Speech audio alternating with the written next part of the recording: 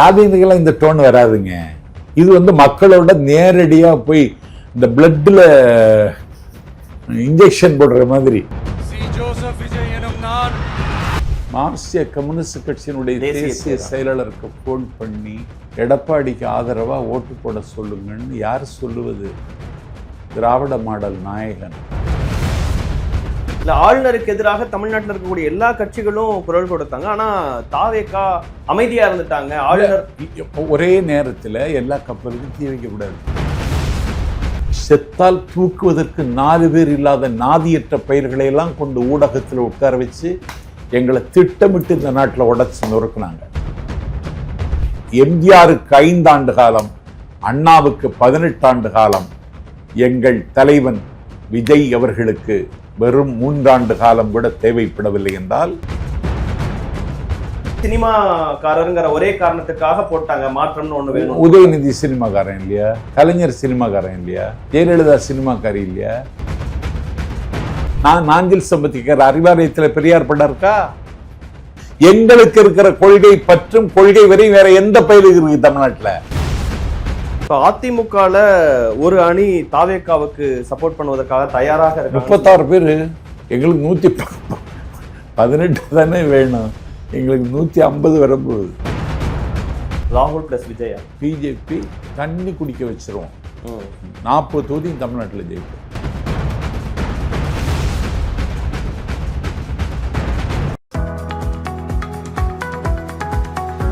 CALS Renewable Energy. Believe in better. KRR Air, Atmospheric Gases and Renewable Company.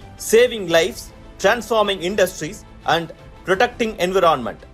வணக்கம். சிறப்பு நேர்காணலில் இன்று நம்மோடு இணைந்திருப்பவர் தமிழக வெற்றிக் கழகத்தின் பரப்புரை செயலாளர் திருமிகு நாஞ்சில் சம்பத் அவர்கள். சார் வணக்கம். வணக்கம். ரொம்ப சந்தோஷமா இருக்கீங்களா? ஆமாடா, நல்ல சந்தோஷமா இருக்கேன். ஏன்னா பொதுவாக புத்தாடை அணிவதில்லை. தீபாவளி, பொங்கல் எதுக்கும் புத்தாடை அணிவதில்லை. இன்னைக்கு தான் புத்தாடை அணிஞ்சிருக்கேன். விஜய் அவர்கள் முதல்வராக பொறுப்பேற்றிருக்கோம். பொதுவாக அந்த மாதிரி சம்பிரதாயங்களை நாம் பின்பற்றதில்லை. ஆச்சார கோடுகளையும் நிர்பந்த ஒப்பனைகளையும் நிராகரிக்கிற மனசு. ஆனால் இன்னைக்கு ஒரு புத்தாடை நான் இன்னைக்கு அணிந்திருக்கிறேன்னா இந்த வெற்றியில் எனக்கும் ஒரு பங்களிப்பு இருக்கிறது. பரப்புரை செயலாளர் எனக்கும் பங்களிப்பு இருக்கிறது. பங்களிக்கிற வாய்ப்பை எனக்கு தந்தார் விஜய். அந்த கடமை நான் ரொம்ப தீர்க்கமாகவும் ஒரு கூர்மையாகவும் நேர்மையாகவும் செய்தேன். அவர் பதவியேற்கும் விழாவை பார்த்துட்டு வந்து இந்த பேட்டி என்னுடைய பிரச்சார பயணத்தில் நான் வாக்காளர்களுக்கு வைத்த வேண்டுகோள், பன்றிகளின் முன்னால் முத்தை சிதற விடாதேயுங்கள், பரிசுத்தமானதை நாய்க்கு கொடாதேயுங்கள், ஆள்விற்று பொன் வாங்கி ஒரு செய்த பூனை ஆந்தைக்கு கட்டி மகிழாதீர்கள், நீள்விட்ட பொன் மாளிகை கட்டி பேயினை நேர்ந்து குடியேற்றி விடாதீர்கள், செருப்புக்கு தோல் வேண்டி ஒரு செல்வ குழந்தையை கொன்று விடாதீர்கள், வழியிருக்க குழியில் விழுந்து விடாதீர்கள், கனியிருக்க காயை கவர்ந்து விடாதீர்கள், கரும்பிருக்க இரும்பை மென்று விடாதீர்கள், உங்கள் காரியம் யாவற்றுக்கும் கை கொடுக்க எங்கள் தளபதி தயாராக இருக்கிற பொழுது இன்னொருவருக்கை தேர்ந்தெடுக்கிற பாவத்தை மறந்தும் செய்து விடாதீர்கள்னு கேட்ட பாருங்க. நான் கேட்ட குரலுக்கும் என்னுடைய வேண்டுகோளுக்கும் எல்லா ஊர்லும் ஒரு மரியாதை கிடைத்தது. நான் எத்தனையோ பிளாட்ஃபார்மில் பார்த்துருக்கேன். நான் 9.5 மணி நேரம் பேசினேன் ஒரே மேடையில். என்னுடைய 39 ஆண்டு கால பொதுவாழ்வில் இவ்வளவு பெரிய கூட்டத்தில் ஒரு பேசுகிற வாய்ப்பு எனக்கு இந்த போர்க்களத்தில் எனக்கு கிடைத்தது. வெல்ல முடியாத பகை ஒன்று இருக்க முடியாதுங்கிற நம்பிக்கையோடு பேசினேன். எல்லாரும் அதைரியப்படுத்தினாங்க. நான் தொடர்ந்து தொலைக்காட்சிகளை பார்க்கிறவன், ஏதாவது கிடைக்குமான்னு தேடுகிறவன் நான். ஆனால் எல்லாரும் எங்களை இக்னோர் செய்தார்கள். நாங்கள் களத்தில் இல்லை என்று காட்டுவதற்கு சன் நியூஸ் அவ்வளவு பாடுபட்டது. களத்திலே இல்லைன்னு பத்திரிகையாளர், திறனாய்வாளர்னு சொல்லி செத்தால் தூக்குவதற்கு 4 பேர் இல்லாத நாதியற்ற பயிர்களை எல்லாம் கொண்டு ஊடகத்தில் உட்கார வச்சு எங்களை திட்டமிட்டு இந்த நாட்டில் உடைச்சு நொறுக்குனாங்க. எல்லாவற்றையும் பிரச்சாரத்தின் மூலம் உடைக்க முடியும்னு நான் நம்புகிறேன். என்னுடைய பிரச்சாரத்தின் மீது எனக்கு நம்பிக்கை இருந்தது. ஆகவே தொலைக்காட்சி பார்க்கிறவர்கள் தாவேக்கா பக்கம் தலை வைத்து படுக்க முடியாது என்கிற அளவிற்கு எங்களை இருட்டடிப்பு செய்தார்கள். பல கோடிக்கு விலை போனார்கள். அள்ளி வீசிய வெள்ளி காசுகளுக்கு பத்திரிகையாளன் என்பவன் இன்றில் காலூன்றி நாளையை தொடுகிறவன். பத்திரிகையாளன் என்பவன் இலையுதிர் காலத்தின் ஆயுளை கூட அதிகரிக்க முடியும். ஆனால் பத்திரிகை தர்மத்தையே பாழும் குடியில் தள்ளிவிட்டு ஒருதலை பட்சமாக நடந்து கொண்டது தமிழ்நாட்டினுடைய ஊடகங்களும் சமூக வலைத்தளங்களும். சமூக வலைத்தளம் தான் இன்றைக்கு இருக்கிற உலகம். அதிலேயே எங்களுக்கு இடமில்லை என்கிற அளவிற்கு ஒரு நெருக்கடியை தந்தார்கள். அதையும் தாண்டி எங்கள் தலைவர் லட்சக்கணக்கான வாலிபர்களை மூலதனமாக வைத்துக் கொண்டு எல்லா இல்லங்களிலும் இருக்கிற தாய்மார்களுடைய மனதில் இடம் பிடித்து இன்றைக்கு ஒரு மிகப்பெரிய வெற்றியை, வரலாறு போற்றுகிற வெற்றி என்று சொல்வார்கள், இல்லை, வரலாற்றை மாற்றிய வெற்றி எங்கள் தாவேக்காவின் வெற்றி. 3 ஆண்டுகள்ல ஒரு கட்சி ஒரு ஆட்சிக்கு வரத நீங்க ஒரு மிக பெரும் அனுபவம் கொண்டவர், அரசியல் ரீதியாக தமிழக அரசியல்ல முக்கியமான பங்களிப்புகள்லாம் செய்தவர், அதுக்கு மாற்றுக்கிறதே கிடையாது. இப்படி ஒரு வெற்றியை பார்க்கும்போது அது எப்படி உணர்ந்தீங்க? இல்ல 1949 அண்ணா திராவிட முன்னேற்ற கழகத்தை தொடங்கினார். விரல் தேய எழுதினார், குரல் தேய பேசினார், கால் தேய நடந்தார். அண்ணா தம்பிக்கு முடங்கல் என்று கடிதத்தை எழுதி முடிக்கிற பொழுது காலையாக இருக்கும். தம்பி கொண்டையை குலுக்கி சேவல் கூவுகிறது, தம்பி தண்டையை குலுக்கி தளிர்மணி குழந்தைகள் அழுகின்றன, தம்பி இடையில் குடம் கொண்டு நடையில் நடம் நல்கி நம்புல மடந்தையர் அல்லியங்குடத்தினை அடைந்தனர் தண்ணீருக்காக. ஆனை சாத்தான் கீசு கீசு என்று சத்தம் போடுகிறது, காக்கை கரைகிறது, உதயசூரியன் பொற்கரணங்களை சிந்துகிறான், பொழுது விடுகிறது தம்பி, நீ எழுந்திருப்பதற்காகவே எழுதியிருக்கிறேன் தம்பி, பாரதம்பி படிதம்பி என்று அண்ணா தம்பிக்கு முடங்கலை முடிக்கிற பொழுது காலை பிளர்ந்திருக்கும், இரவெல்லாம் விழித்திருந்து எழுதினார். அப்படி உழைத்து ஓயாது சுற்றி சாயாது நின்று சதிராடி சமராடி அண்ணாவுக்கு 18 ஆண்டு காலம் தேவைப்பட்டது. மக்கள் திலகம் எம்ஜிஆர் திமுகவினுடைய தொடர் பயணத்தில் ஈடுபட்டவர். 3 எழுத்தில் என் மூச்சிருக்கும், அது முடிந்த பின்னால் என் பேச்சிருக்கும், கடமை அது கடமை என்று வெள்ளித்திரையில் சொன்னவர். உதய சூரியனின் பார்வையிலே உலகம் விழித்துக் கொண்ட வேளையிலே என்று உதட அசைத்த பொழுது உதயசூரியனுக்கு ஒரு அங்கீகாரத்தை பாமர மக்கள் தந்தார்கள். கருப்பென்றும் சிகப்பென்றும் வேற்றுமையாய் கருதாமல் எல்லோரும் ஒற்றுமையாய் என்று கருப்பு சிகப்பு கூடிய வெள்ளித்திரையில் எடுத்து வந்தவர் எம்ஜிஆர். அப்படி வெள்ளித்திரை உலகத்தில் ஒரு மிகப்பெரிய சாம்ராஜ்யத்தை நிறுவி மக்கள் திலகம் என்று சூட்ட மக்கள் திலகம் 1972 கட்சி தொடங்கி எம்ஜிஆர் 5 ஆண்டு காலத்தில் ஆட்சிக்கு வந்தார். எம்ஜிஆருக்கு 5 ஆண்டு காலம், அண்ணாவுக்கு 18 ஆண்டு காலம். எங்கள் தலைவன் விஜய் அவர்களுக்கு வெறும் 3 ஆண்டு காலம் கூட தேவைப்படவில்லை என்றால் இந்த ஹிஸ்டாரிக்கல் சொல்லுவாங்க, மைல் ஸ்டோன் என்பார்கள். அவர்களை மிஞ்சிட்டாருன்னு நினைச்சுக்கணுமா, புரிஞ்சுக்கலாமே, ஏன் உண்மையை ஒத்துக்கிட்டு என்ன? ஏன்னா எம்ஜிஆர் அவர்கள் கூட 33% வாக்குகள் தான் தன்னுடைய, நாங்க 34.92% கிட்டத்தட்ட 35. ஆமா, அதான் 35 சொன்னாலும் நீங்க குறை சொல்லுவீங்க, அதனாலதான் 34.92 சொன்னேன். அவ்வளவு வாங்கியிருக்கோம் நாங்க. இன்னும் ஒரு 10 நாள் அவகாசம் இருந்திருந்தா, இன்னும் எங்க வேட்பாளர் கையில ஒரு 10 லட்சம் ரூபாய் இருந்திருந்தா 200 தொகுதி வச்சிருக்கோம். இந்த வெற்றியை நீங்க குறிப்பிட்ட மாதிரி அண்ணா அவர்கள் 18 வருட உழைப்பு, எம்ஜிஆர் அவர்கள் அவருக்கு ஒரு பின்புலம், ஒரு திமுக உழைத்தது, அதற்கு பிறகு கட்சி தொடங்கி 5 வருஷம் உழைச்சி கிடைச்ச வெற்றி. நீங்களே உங்களுடைய பிரச்சாரங்கள்ல 67, 77 போல 2026 இருக்கும் அப்படின்லாம் சொன்னீங்க. அது எப்படி இவ்வளோ ஒரு 3 வருட கட்சி ஆரம்பிச்சு அந்த அனுபவத்துக்குள்ள எப்படி அரங்கேறியது? இல்ல அவர் வந்து ஒரு சாதியினுடைய சாயல் இல்லாதவர், ஒரு சமயத்தினுடைய நிழல் படியாதவர். ஒரு 80 வயதில் இருக்கிற ஒரு தள்ளாடுகிற தாத்தாவும் 8 வயதில் துள்ளி ஓடுகிற சிறுவனும் விஜய் விஜய் என்று உரிமை கொண்டாடுகிற அந்த பெயர் இருக்கு பாருங்க, இது யாருக்குமே வாக்கல. 80 வயது தாத்தாவும் விஜய்னு தான் சொல்றான், எனக்கு 5 வயசு பேரனும் விஜய் தான் சொல்றான். எல்லோரும் விஜய் விஜய் விஜய் விஜய் என்று சொல்லி இந்த பேரு எல்லா இடமும் ரீச் ஆயிடுச்சு. ம். பழவேற்காட்டில் இருந்து எங்கள் கன்னியாகுமரி மாவட்டம் தூத்தூர் வரையிலும் இருக்கிற மீனவர்கள் ஒருவர் கூட திமுகவுக்கு ஓட்டு போடலை. ம். எல்லாரும் எங்களுக்கு தான் போட்டாங்க. மீனவர்கள் திமுகவுக்கு ஓட்டு தாவேக்காவுக்கு ஓட்டு போட போறாங்கன்னு தெரிஞ்சுதான் ரவீந்திரநாத் கான்ஸ்டன்டைன் ரவீந்திரநாத் நாடாளுமன்ற மேலவை உறுப்பினர் எதுக்கு அவர் ஆக்கணும்னா அவர் மீனவர். ஒரு கான்ஸ்டன்டைன் ரவீந்திரநாத் நாடாளுமன்ற உறுப்பினர் ஆக்கிட்டா மீனவர்கள் திமுகவுக்கு ஓட்டு போடுவாங்கன்னு ஸ்டாலின் நம்பினார். இப்ப தாவேக்காவை வீழ்த்துவதற்கு அவர் என்ன ஆயுதத்தை எடுத்தாருன்னா, அவங்களுக்கு ஒரு ரெப்ரசன்டேஷன் கொடுத்தாருன்னு தானே புரிஞ்சுக்கணும். அப்படி புரிஞ்சுக்கப்படாது. அதுல உள்நோக்கம் இருந்ததுன்னு தான் சொல்றேன். நான் நம்ம கான்ஸ்டன்ட் ரவீந்திரன் அந்த இடத்துக்கு வந்ததுல எனக்கு மகிழ்ச்சி.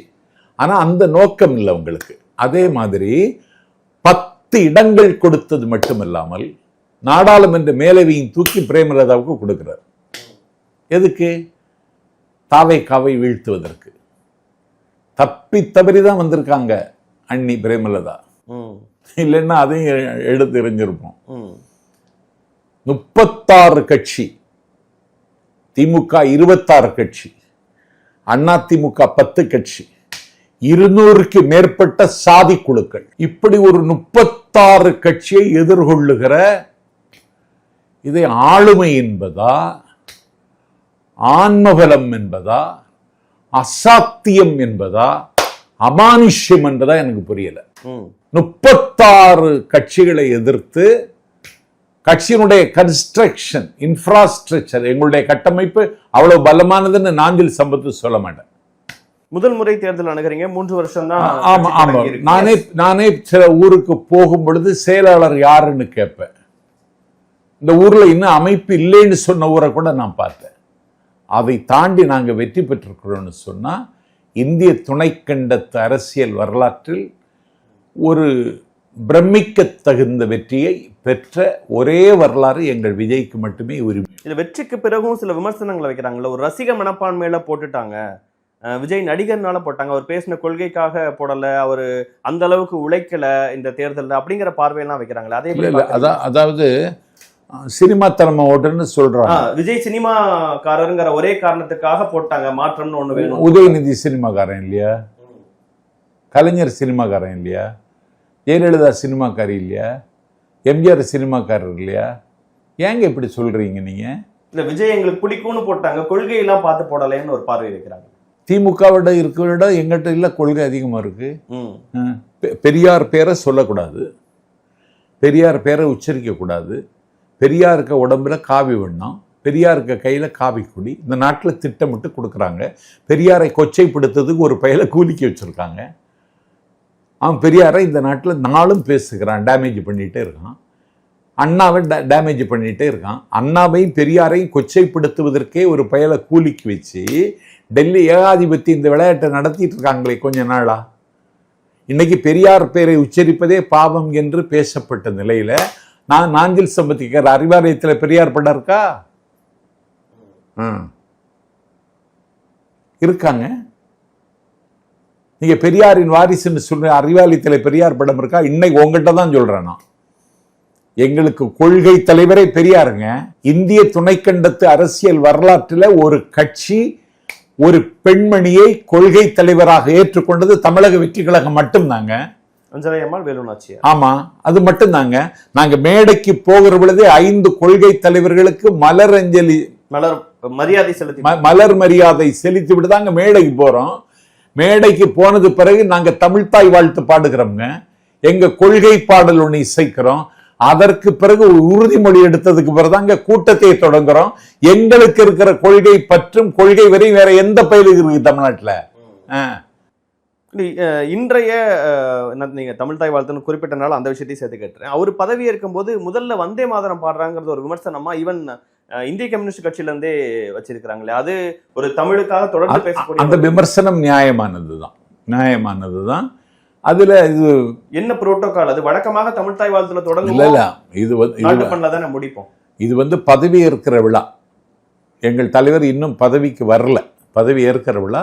அந்த அதிகாரம் பூரா ஆளுநர், ஓகே, அவங்க கட்டுப்பாட்டில் நடந்தது.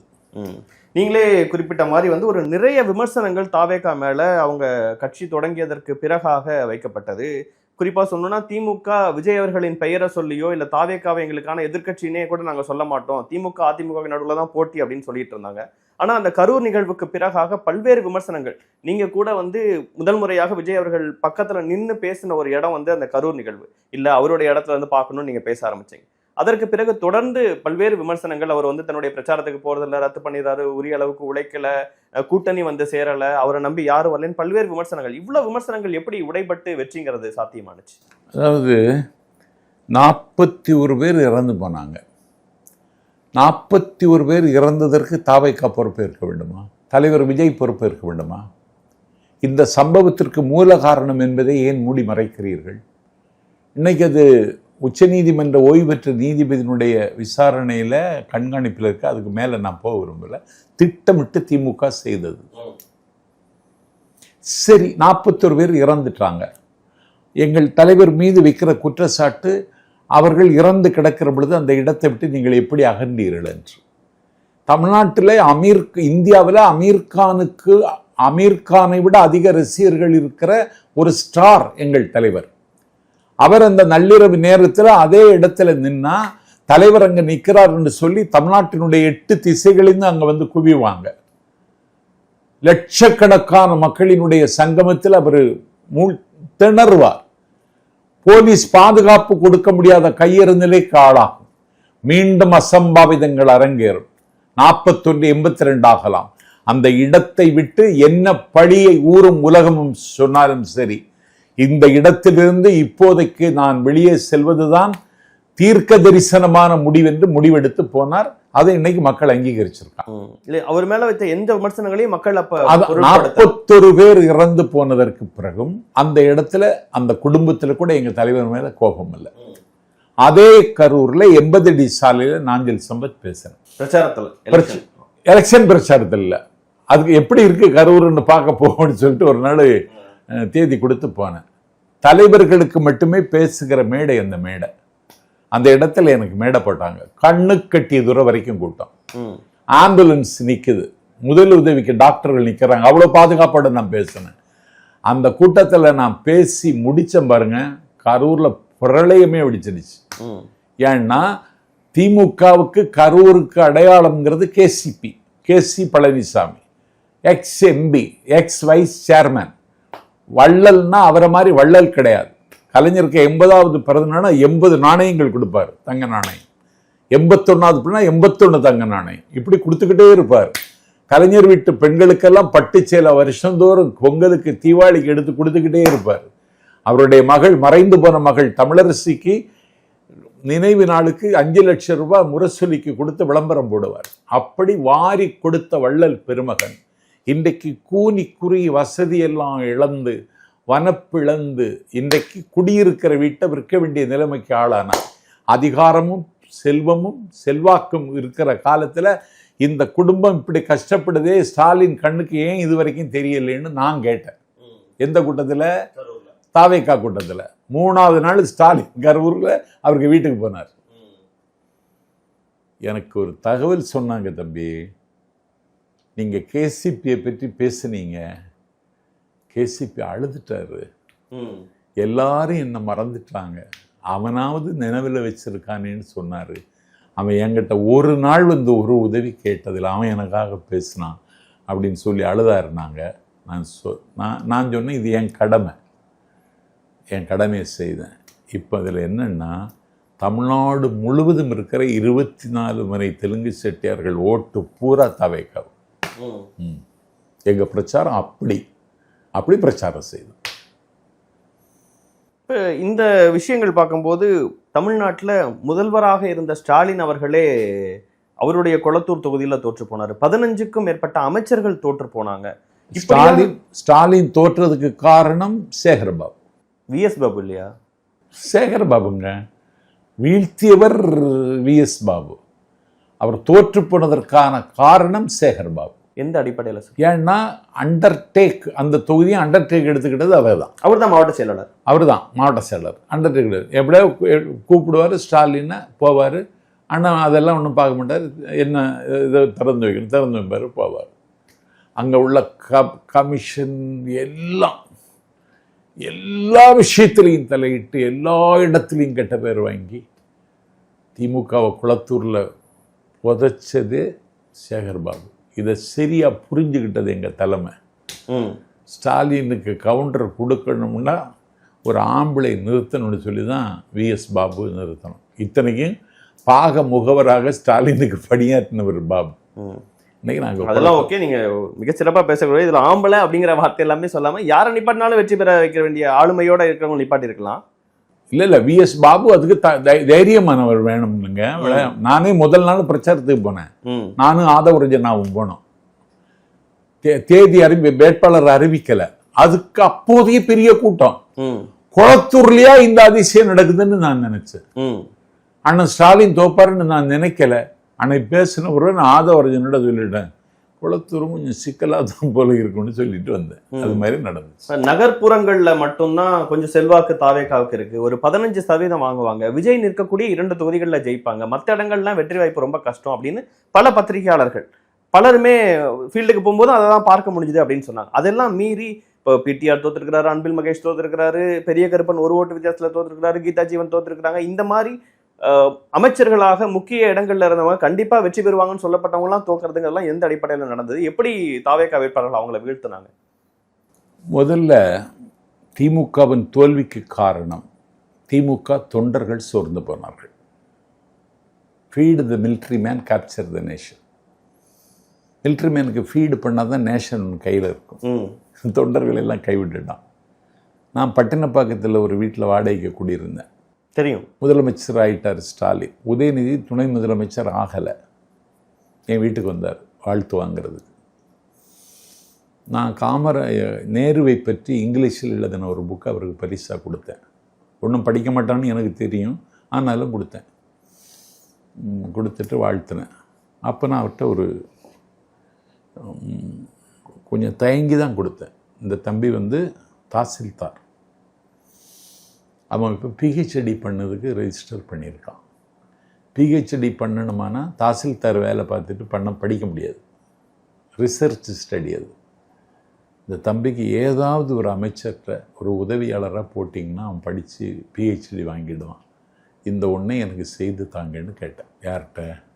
உதயநிதி ஸ்டாலின் அவர்கள். இது வரைக்கும் தரல. ஒரு சரியோ தவறோ, நாஞ்சில் சம்பத்து ஒரு ஃபயர் பிராண்ட் ஆரேட்டர். எனக்கு காம்படிட்டிவாக இன்னொரு பேச்சாளர் உருவாகலை. நான் செத்தா யாராவது உருவாகலான்னு பார்க்கணுமே தவிர நான் இருக்க வரைக்கும் உருவாகலை. இது வரைக்கும் உருவாகலை. நான் கொடுத்த ஒரு மனுவை கூட கண்டுகொள்ளவில்லை என்பதை விட, கவனிக்கவில்லை என்பதை விட அலட்சியப்படுத்திட்டானே என்ன. நான் அன்னையிலேருந்து மனசு உடஞ்சிட்டேன். அந்த தம்பி என்ன திருப்பி திருப்பி கேட்கான், போய் ரினியூவல் போய் ஞாபகப்படுத்துங்கன்னான்னு சொல்லுவான். ஞாபகப்படுத்துகிற இடத்துல அவங்க இல்லை. நான் எந்த வாசல்லையும் போய் நிற்க முடியாது தம்பி அப்படின்னு சொல்லி நான் ஒதுங்கிட்டேன்.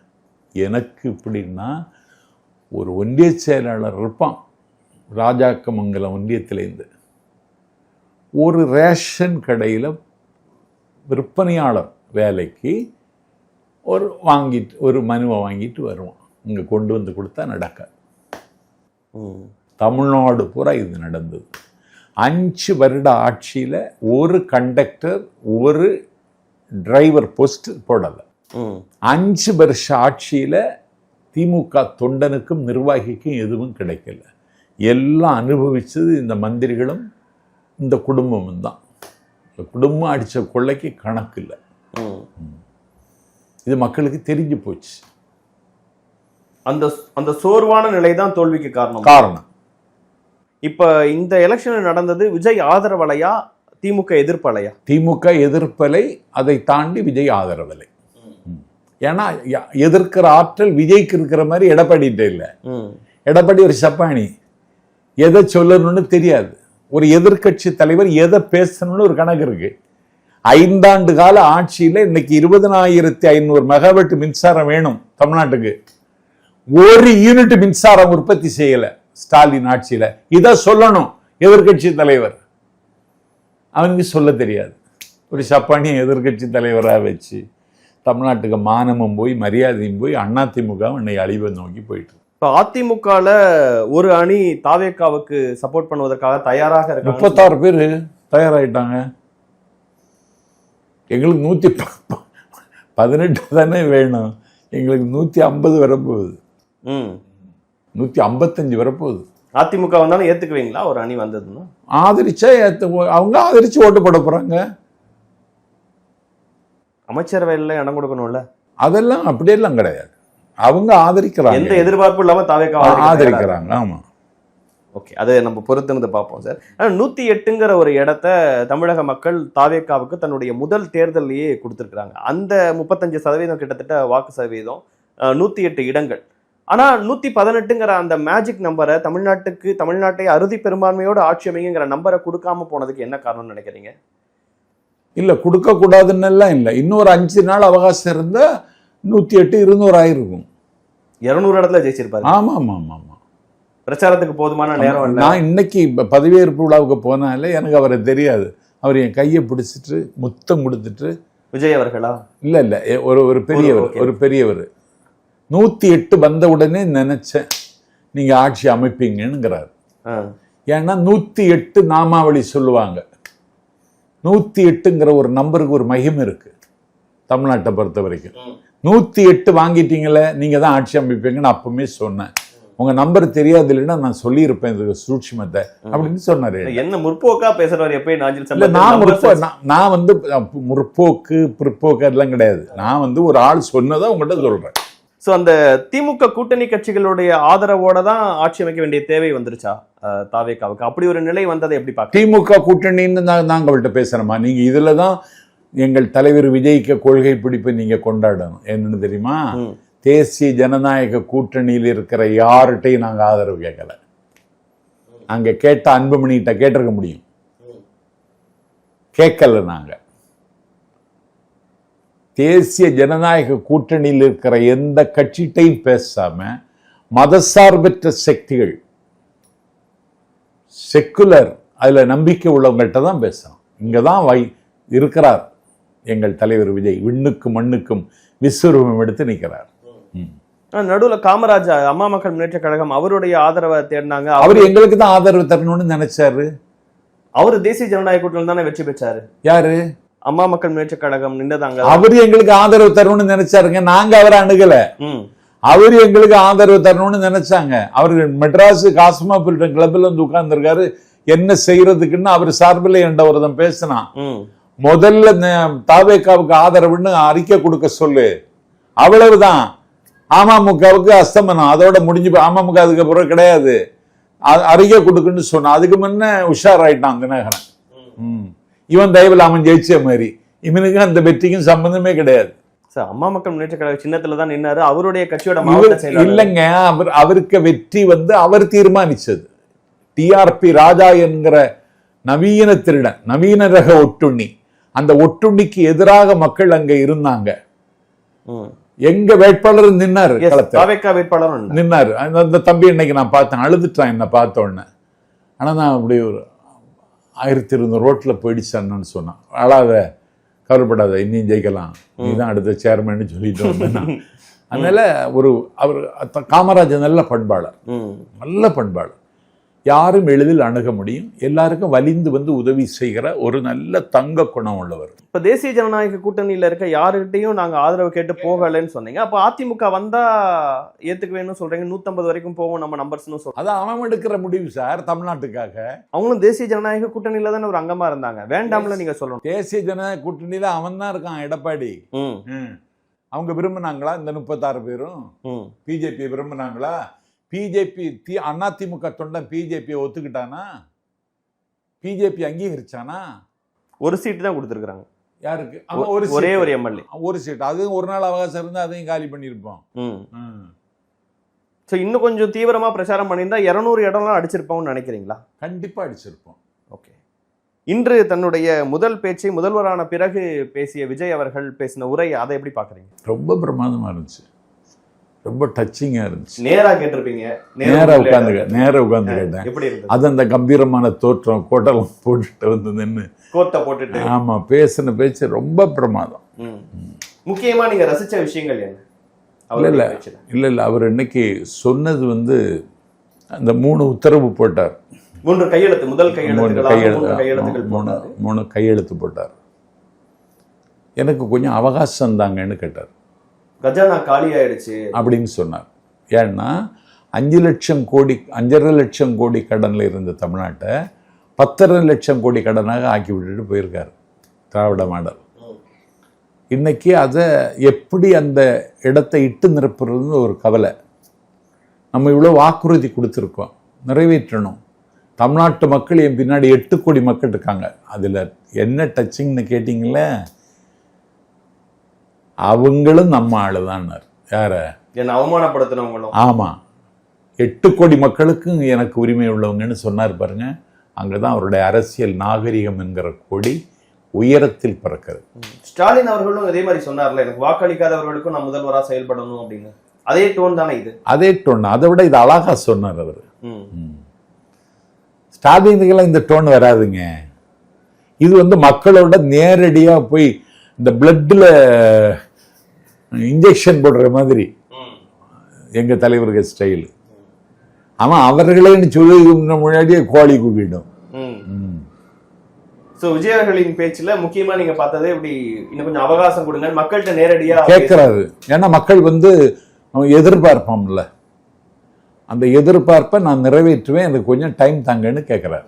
கஜானா காலி ஆயிடுச்சுன்னு சொன்னது, எனக்கு ஒரு டைம் கொடுங்கன்னு சொன்னது, நான் வெள்ளை அறிக்கை வெளியிடுவேன், ஒரு டிரான்ஸ்பரன்சி கவர்மெண்ட் நினைக்கிறேன் அப்படின்னு சொன்னது. ஆமா, இன்னொன்னு முக்கியமாக வெளிப்படைத்தன்மை. நான் எனக்கு ஒரு பைசாவும் தேவையில்லை, என் கூட இருக்கவங்களையும் நான் ஒரு பைசாவும் எடுக்க விட மாட்டேன். ஆட்சிக்கு வந்த உடனே அப்படி 6வது நோக்கம் இருந்தா இப்பவுமே வெளியேறுங்கன்றாரு. இதுல என்ன எடுத்தோடனே பேசுறதுல என்ன வார்னிங்கா? வார்னிங் தான். ஒரே மையம் தான், வேற எந்த அந்த பக்கம் வேற பவர் செக்டர் கிடையாது. திமுக எத்தனை பவர் செக்டர்னு உங்களுக்கு தெரியுமா? எனக்கு தெரியலையே. அப்போ ஒரு ஒரு ஒரு ஒரு சேகர் பாபண்ணன்ட்ட கொடுக்குறேன் ஒரு கோவில் ஓஏ, சும்மா ஃபோன் பண்ணி போட்டுருங்கன்னு சொல்ல வேண்டிய வேலை. ஏன் நான் ஒவ்வொரு ஜங்ஷனுக்கு போகிறேன்ல ட்ரெயினில், திருச்சியில் போனேன், டேய் நான் இந்த நிர்வாகிகளெல்லாம் வர்றதை விரும்ப மாட்டேன், நிர்வாகிகள்கிட்ட சொல்லவும் மாட்டேன். டேய் சதானந்தன் எங்கடா இருக்க? ஆனால் நான் மலைக்கோட்டையில், டேய் நான் இந்த ட்ரெயினில் வந்துட்டுருக்கேன் தேஜஸில், நீ ஸ்டேஷன் வரைக்கும் வந்துடுடா அப்படிம்பேன். இன்னும் வாங்கிட்டு வருமானான்னு கேட்பான், பேப்பர் வாங்கிட்டு வாடாம்பேன். இப்படி ஒவ்வொரு ஊரில் ஒரு தம்பி வச்சுருக்கேன். அந்த தம்பி ஒரு ஓஏ போஸ்ட்டு கேட்டான். நான் அறநிலையத்துறை அமைச்சர் சேகர் பாபுட்ட கொடுக்குறேன். இருக்கிற அமைச்சரில் கொஞ்சம் உரிமை எடுத்து அவர்கிட்ட நான் பேசுவேன். நிறைய கூட்டங்களுக்கு போயிருக்கீங்க? பேசியிருக்கேன். தரவே இல்லை அவர். நான் எந்த மந்திரிட்டையும் போக மாட்டேன், எவன்டையும் போய் மனு கொடுத்துட்டு எவன் வாசலையும் நிற்க மாட்டேன். இது என் பிறவி குணம். அதை தாண்டி உங்கள்கிட்ட எனக்கு உதவியாக இருக்கிற ஒரு தம்பிக்கு ஒரு ஓஏ போஸ்ட்டு கேட்டேன். ஏன்னா இப்படி பண்ணிட்டீங்க, இந்த பையனுக்கு என்ன பதில் சொல்கிறதுன்னு தெரியலை. அதுக்கு அவர் சொன்னார், ஜெயந்தி கேட்டாங்க கொடுத்துட்டேன், அதை மீறி நான் ஒன்றும் செய்ய முடியாது. ஜெயந்தி யாருன்னு தெரியுமா? சொல்லிடுங்க நீங்கள். துர்காவதிக்கு தங்கச்சி.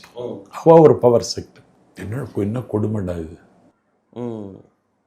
ஸ்டாலின் ஒரு பக்கம், துர்காவதி ஒரு பக்கம், உதயநிதி ஒரு பக்கம், ஜெயந்தி ஒரு பக்கம், சபரீசன் ஒரு பக்கம், இன்னொரு பையன் அந்த பையனுக்கு பேர் இன்பநிதி ஒரு பக்கம். என்னடா இது, காட்டுமிராண்டிகள் மாதிரி வர்றாங்கடா காசுக்காக. கட்சியை அழிச்சிட்டாங்க.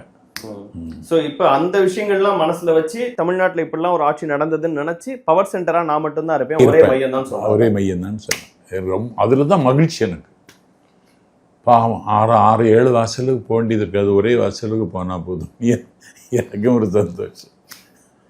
இப்போ இந்த 108 நம்பர்லேருந்து 118ங்கிற நம்பரை திமுக கூட்டணி கட்சிகள் இப்படி மதச்சார்பற்ற சக்திகளோட உதவியோட தான் அடைஞ்சிருக்கிறாரு. ஸோ இந்த ஆட்சி ரொம்ப நாள் நீடிக்காது அப்படின்னு ஒரு விஷயத்த தொடர்ந்து சொல்லிக்கிட்டே இருக்கிறாங்க.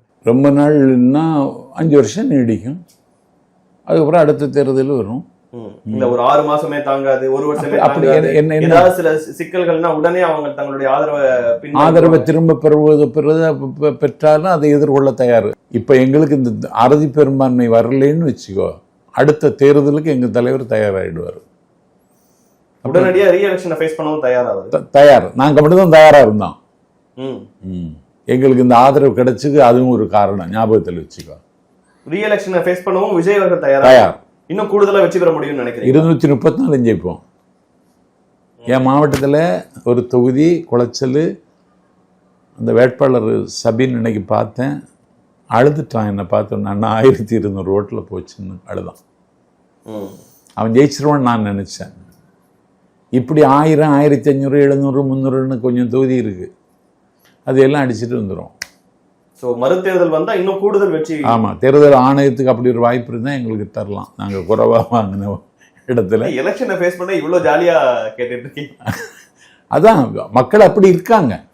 மக்கள் அப்படி இருக்காங்கன்னா, இந்திய துணைக்கண்டத்தின் 1947 விடுதலை பெற்றதற்கு பிறகு இத்தனை பொது தேர்தல் நடந்தும் அமெரிக்காவில் கலிபோர்னியாவில் இருக்கிறவன் கன்னியாகுமரிக்கு ஓட்டுப்பட வர்றான் விஜய்க்கு. மணின்னு சொல்லுகிறவர் சுருளகோடு என்கிற ஊரை சார்ந்தவர். என்னுடைய குருதி பரிசோதனைக்காக என்னுடைய நண்பன் டாக்டர் ஹாரூன் மருத்துவமனைக்கு நான் போயிருக்கேன். அவர் சொன்னார், எங்களுக்கு திமுக 6 ஓட்டுக்கு 18,000 ரூபாய் தந்தாங்க சம்பத். நாங்க 18,000 ரூபாய் வாங்கிட்டு விசிலுக்கு தான் ஓட்டு போட்டோம். ஏன் நான் கேட்டேன், அவ்வளவு அராஜகம் அப்படின்னு சொன்னான். அடுத்து சொன்னான், என் மூத்த பையன் பாம்பேல இருக்கான், இளைய பையன் பெங்களூர்ல இருக்கான். பாம்பேல இருக்கிறவன் பெங்களூருக்கு ஃப்ளைட்ல வந்துட்டு இளையவன்ட கார் இருக்குன்னு சொல்லி கார் எடுத்துட்டு 2 பேரும் ஓட்டு போட்டுட்டு இன்னைக்கு தான் நான் காலையில சாப்பிட்டுட்டு வழியே அனுப்பிட்டு ஆஸ்பத்திரிக்கு வந்திருக்கேன்னு சொல்றாரு. இப்படி துபாயிலிருந்து, அபுதாபியில இருந்து, ரியாத்தில் இருந்து, மஸ்கட்டில் இருந்து, தமாமில் இருந்து, ஏன் ஆஸ்திரேலியாவில் இருந்து கூட வந்து வாக்களித்த வரலாறு இந்தியாவில் எங்கள் தலைவரை தவிர இன்னொரு கட்சிக்கும் இன்னொரு தலைவனுக்கும் கிடையாது. ஸோ இதற்கு நடுவில் இன்னொரு முக்கியமான விஷயம் நடந்தே இருந்துச்சு. பல பேரால் வந்து அது ரூமர்னு சொல்லப்பட்டது, சில பேரால் உண்மைன்னு சொல்லப்பட்டது. விஜய் அவர்களை ஆட்சி கட்டலுக்கு வரவிடாமல் செய்யறதுக்காக திமுகவும் அதிமுகவும் இணைந்து ஆட்சி அமைக்கலாம்லாம் ஒரு பிளான் போனுச்சு. பழனிசாமியோட போட்டின்னு சொல்லிக்கிட்டு பேபி மார்க்சிய கம்யூனிஸ்ட் கட்சியினுடைய தேசிய செயலாளருக்கு ஃபோன் பண்ணி, உங்கள் எம்எல்ஏக்களை எடப்பாடிக்கு ஆதரவாக ஓட்டு போட சொல்லுங்கன்னு யார் சொல்லுவது? திராவிட மாடல் நாயகன் ஸ்டாலின். இது எந்த கோவிலில் போயிட்டா முறையிட முடியும்? அப்படியான சில செய்திகள் வந்தது, அது உண்மை இல்லை அப்படின்னும், அது உண்மையான்னு தெரியாது அப்படின்னு சொன்னதே பேபி தானே. அவர் தானே சொன்னார். இப்படியா செய்வான் ஒருத்தன்? ஆகாதவன்னா எந்த ஆயுதத்தையும் எடுத்து அடிக்கலாங்கிறது இது என்ன என்ன என்ன முறை இது? ஏன் எங்கள் தலைவர் இவ்வளவு வன்மை அவருக்கு இருக்க வச்சிருக்காரு? ஓகே, 3வது ஒரு சக்தி தமிழ்நாட்டில் முகிழ்க்க கூடாதுங்கிறது தான் அண்ணா திமுகவின் திட்டமும் திமுகவின் திட்டமும். அந்த இடத்தை இட்டு நிரப்ப வந்தவன் தான் அண்ணா வைகோ. எந்த பறவையும் முட்டைக்கு திரும்புவதில்லை, முட்டைக்கு திரும்பிய முட்டாள் பறவை வைகோ. அந்த கடமையை செய்யத்தான் இந்த நாட்டில் மூப்பனார் வந்தார். இன்னைக்கு அவருக்கு மகன் தாமரை சின்னத்தில் நிற்கிறான். அந்த கடமையை செய்ய வந்தவர் தான் கேப்டன் விஜயகாந்த். இந்தியாவினுடைய சாலை போக்குவரத்து துறை அமைச்சராக இருந்த பொழுது போக்குவரத்திற்கு இடையூறாக இருக்கிறது என்று தன்னுடைய வியர்வையில் விளைந்த வெள்ளிக்காசுகளை திரட்டி அவர் கட்டி வைத்த மாளிகை குட்டி சிவராக்கியவன் டி.ஆர். பாலு. அந்த திமுகவோடு உறவு வைத்துக் கொண்டார் பிரேமலதா. அந்த கடமையை செய்ய வந்தவர் தான் கமலஹாசன். தொலைக்காட்சி பெட்டியை உடைத்து திமுகவின் மீது தீவிர எதிர்ப்பை கொட்டி டார்ச்சை வைத்துக் கொண்டு வந்தவர். டார்ச்சை இப்பொழுது அறிவாலயத்தில் தேடிக்கொண்டிருக்கிறார். இன்னொன்னு, கவர்னர் அவர்கள் தனிப்பெரும் கட்சியான தாவேகாவை உடனடியாக ஆட்சி அமைக்க அழைச்சிருக்கணும் அப்படின்னு. ஆனா அதான் முறை. அதை செய்யலைங்கும் போது தாவேகால இருந்து அதுக்கான ரெஸ்பான்ஸ் என்ன? இல்ல தனிப்பெரும் கட்சியாக இருக்கிற அவரை தான் அழைச்சிருக்கணும். ஆனால் அழைக்கலை. ஏன்னா இதை நாஞ்சில் சம்பத் சொல்லலை, இந்தியாவினுடைய அட்டர்னி ஜெனரலாக இருந்த கபில் சிபல் சொல்லுகிறார். எல்லா கட்சி சட்டம் படித்தவர்கள் எல்லாரும் சொல்லுகிறார்கள். ஏன்ட்டு நிறைய பேர் பேசினாங்க. நான் சொன்ன இது ஒரு முடிவுக்கு வரும். அதுக்கடையில் எங்கள் எழிலரசின்னு சொல்லி ஒரு வழக்கறிஞர் எங்கள் தரப்பில் சுப்ரீம் கோர்ட்டில் வழக்கும் போட்டுட்டாங்க. அது திங்கட்கிழமை நாளைக்கு வருதுன்னு நினைக்கிறேன். அதனால எங்கள் தலைவருக்கு அவர் ஒன்று சொல்லுவார், கான்பிடன்ஸா இருங்க, நல்லது நடக்கும், வெற்றி நிச்சயம். அதான் நடந்துச்சு. இல்ல, ஆளுநருக்கு எதிராக தமிழ்நாட்டில் இருக்கக்கூடிய எல்லா கட்சிகளும் குரல் கொடுத்தாங்க. ஆனா தாவேகா அமைதியா இருந்துட்டாங்க. ஆளுநர் ஒரே நேரத்தில் எல்லா கப்பலுக்கும் தீ வைக்கக்கூடாது, புரியுதா நமக்கு? அதுதான், வேற ஒன்றும் இல்லை. இல்ல, கொள்கையில உங்களுடைய கொள்கையில எங்க கொள்கையில நாங்கள் உறுதியாக தான் இருப்போம். பதவியேற்று விட்டு தலைமை செயலகத்துக்கு போய் கோப்புகளுக்கு கையெழுத்திட்டு விட்டு உடனடியாக பெரியார் திடலுக்கு சென்றிருக்கிறார் உங்க தலைவர் விஜய், தமிழ்நாட்டின் முதல்வர் விஜய். நான் ரொம்ப புலகாங்கிதம் அடைகிறேன். ஏன்னா பெரியாரை அவமானப்படுத்துவதுக்குன்னு ஒரு கூட்டம் தமிழ்நாட்டில் இருக்கு. பெரியாரை கொள்கை தலைவராக ஏற்றுக்கொண்டார். ஏற்கனவே ஒருக்கா அவர் பெரியார் திடலுக்கு போறாங்க பிறந்த நாளுக்கு. அன்னைக்கு ஆசிரியர் இல்லை, நேரடியாக போய் பெரியாருக்கு மாலை அணிவித்து மரியாதை வந்தார். இன்னைக்கு ஆட்சி பொறுப்பு ஏற்றவுடனே முதல் இடத்துல பெரியார் திடலுக்கு போயிருக்கார். ஆசிரியர் எங்களை ஒத்துக்கிடலை, ஆசிரியர் எங்களை அங்கீகரிக்கலை. சில பேர் மனக்கோட்டை கட்டுகிறார்கள், அரிதாரம் பூசுறவெல்லாம் அதிகாரத்துக்கு வர முடியாதுன்னு ஆசிரியர் சொன்னார். அந்த ஆசிரியரை போய் பார்த்து வணங்கி மலரஞ்சலி செலுத்திட்டு வந்திருக்காருன்னா இந்த நாட்டில் அரசியல் நாகரிகம் நாற்காலி போட்டு உட்கார்ந்துருக்கிறது எங்கள் தலைவர் முன்னாடி.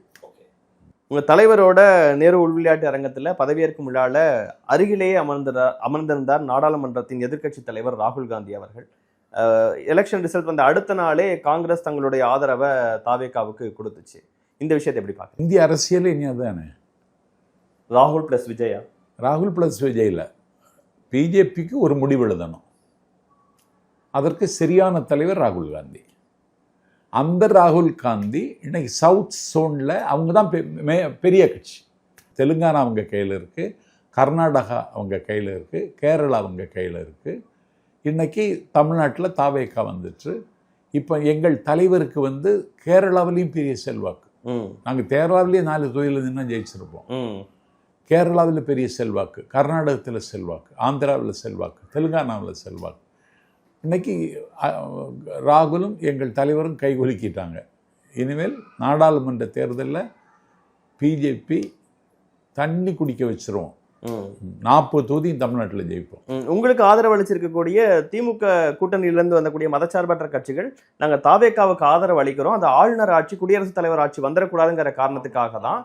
ஆனா மற்றபடி மாநில உரிமை சார்ந்த விஷயங்கள்ல திமுகவுடன் சேர்ந்து போராட்டங்கள் எல்லாம் மாநில உரிமைகள் சார்ந்த விஷயத்துல இல்லை, அந்த கூட்டணியில தான் நாங்க இருக்கோம் அப்படின்னு சொல்லி. அப்ப இன்னும் தாவேகாவை முழுமையா அவங்க நம்பல. இல்ல, தாவேகாவுடைய நடவடிக்கையை பார்த்து அவங்க ஏத்துக்கிடுவாங்க எங்க தலைவரை. திமுக யாரும் இருக்க மாட்டாங்க தம்பி. திமுக கூட்டணி ஃபுல்லா அந்த கூட்டணியில இருக்கவங்க எல்லாரும் வெளியேறிடும். குடும்பத்திலேயே திமுகவில் இருக்கிற நிறைய குடும்பமே வெளியேறிடும் திமுகவில். ஓகே, பொறுத்திருந்து பார்ப்போம் சார். அமைச்சர்களாக 9 பேர் விஜய் அவர்களோட சேர்ந்து இன்னைக்கு பதவியேற்றிருக்கிறாங்க, பொறுப்பேற்றிருக்கிறாங்க. அந்த அமைச்சர்கள் அந்த பெயர்களை பார்க்கும்போது எப்படி ஃபீல் பண்றாங்க? ஒரு ஆனந்த், புசி ஆனந்த் அவர்கள், ஆதவ் அர்ஜுனா அவர்கள், செங்கோட்டையன். ஆனந்த் தலைவர் அவர்களுக்கு நம்பிக்கைக்குரியவர். விஜய் லட்சக்கணக்கான ரசிகர்களின் கொள்ளிடமாக இருக்கிற அந்த விஜய் மன்றம், விஜய் மக்கள் இயக்கத்தை தமிழ்நாட்டில் நிறுவியவர், நிர்மாணித்தவர், அதை காப்பாற்றியவர், கரை சேர்த்தவர். அதனால் அவருக்கு நன்றி கடன் பட்டிருக்கிறார், அவருக்கு கொடுத்துருக்கார். செங்கோட்டையன் ஒரு அடிச்சு விரட்டின மாதிரி விரட்டினான் எடப்பாடி. அப்படி ஒரு பாவம் செய்யவே கூடாது. அதிலிருந்து பேசாத ஒரு அற்புதமான பண்பாளர் அண்ணன் செங்கோட்டையன். அடிச்சு விரட்டுற மாதிரி விரட்டினான். அந்த ஒரு மாடப்புறா சிபி சக்கரவர்த்திக்கு மடியில் விழுந்தது மாதிரி தலைவர் மடியில் விழுந்தார். இன்னைக்கு அவரை பொதுப்பணித்துறை அமைச்சராக போகிறதா சொன்னாங்க. அவர் அமைச்சராக்கி அழகு பார்த்துட்டார். நிர்மல் குமார் நல்ல ஆற்றலாளர், ரொம்ப மதிநுட்பம் உள்ளவன். எந்த நடவடிக்கை விரைந்து முடிக்கிற ஞானம் உள்ளவன். அவனுக்கும் அமைச்சர் பதவி கொடுத்துட்டார். ஒரு காம்பியராக தமிழ்நாட்டுக்கு அறிமுகமானவன் நண்பன் ராஜ்மோகன். ஒரு 2 படங்கள் இயக்கி இருக்கிறார், ஒரு படம் நடிச்சிருக்கிறார். எனக்கு நல்ல நண்பர். அவர் எழும்பூரில் இன்னைக்கு திமுகவின் கோட்டையான எழும்பூரில் அவர் வெற்றி பெற்று வந்திருக்கிறார். அவரை அமைச்சராக்கி இருக்கிறார். மயிலாப்பூர் சென்னையினுடைய இது ஒரு வித்தியாசமான அடையாளம். மயிலாப்பூர் பொருளாளர் தாவேக்காவின் பொருளாளர், தலைவரோட எப்போதும் பயணிக்கிறவர். அவருக்கு அந்த வாய்ப்பை கொடுத்துருக்கிறார். வேறு தம்பி பிரபு காரைக்குடி, சீமானவர்களை வீழ்த்தியவர். ஆமாம், சீமானை வீழ்த்தியவர். அவர் ஒரு டாக்டர். அவர் இந்த மன்றத்தில் இயங்கியவர். தங்கச்சி கீர்த்தனா சிவகாசியில் வெற்றி பெற்றோம். எல்லாம் நல்ல செலெக்ஷன். அங்கன்னா அப்படி இல்லை. ஒரே பெரியசாமி, இவன் பேர் என்ன, ஆவடி நாசர், பெரிய கருப்பன், அப்போ எரிச்சல். அது ஓகே, ஒரு மாற்று அரசியல், ஒரு நியூ எரா, அவங்க தலைவர் சொன்ன மாதிரி அப்படி ஒன்றா தமிழ்நாடு அரசியல் மாற்றமும் சாத்தியம், அதிகார மாற்றமும் சாத்தியம். ஓகே, என்ன நடக்க போகுதுன்னு பார்ப்போம் சார். நான் பேசுறதுக்கு நிறைய விஷயங்கள் இருக்குது. உங்களுக்கு இருக்கக்கூடிய அந்த பிஸி ஷெட்யூலில் சில விஷயங்கள் நம்மளால் பேச முடிஞ்சது. இவ்வளோ நேரம் உங்கள் நேரத்தையும் கருத்துக்களையும் பகிர்ந்து கொண்டதற்கு மிக்க நன்றி. நன்றிடா.